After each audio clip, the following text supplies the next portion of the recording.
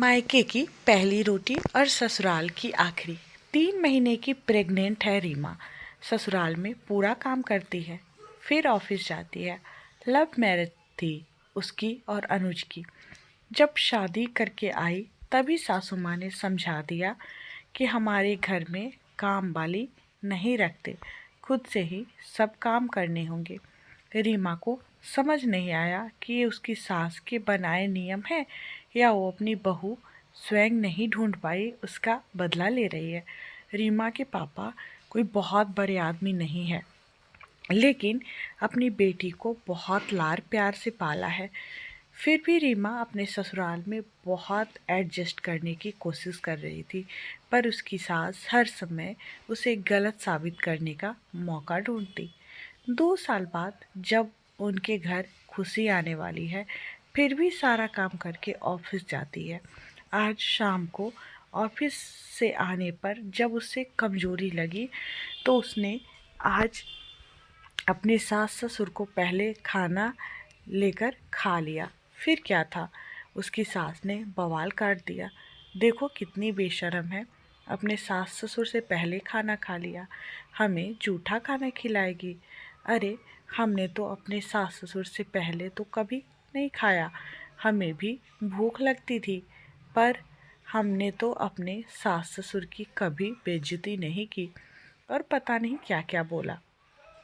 रीमा अपने कमरे में जाकर रोने लगी। कितना फ़र्क होता है मायके और ससुराल में।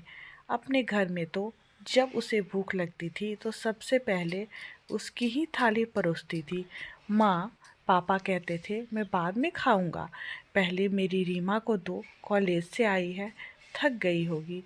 जो वह कहती थी माँ वही बनाती थी। और यहाँ ससुराल में पहले सबको खिलाओ, उसके बाद उसका नंबर आता है। कभी कभी तो दाल सब्जी भी नहीं बचती। मायके की रानी ससुराल में नौकरानी बनकर रह गई है। रोते रोते सो गई। वो सुबह आँख खुली तो देर हो गई। जल्दी जल्दी काम करके ऑफिस के लिए निकल ही रही थी, तभी उसकी नंद रोते हुए मायके आ गई। अब मैं वहाँ नहीं जाऊँगी, सारा काम करो, तब आखिरी में जाकर 2 रोटी मिलती है और उस पर भी क्लेश होती है। रीमा सब सुन रही थी। जब तक उसकी सास बोलती, रीमा बोली दीदी यही फ़र्क होता है मायके की पहली रोटी में और ससुराल की आखिरी रोटी में।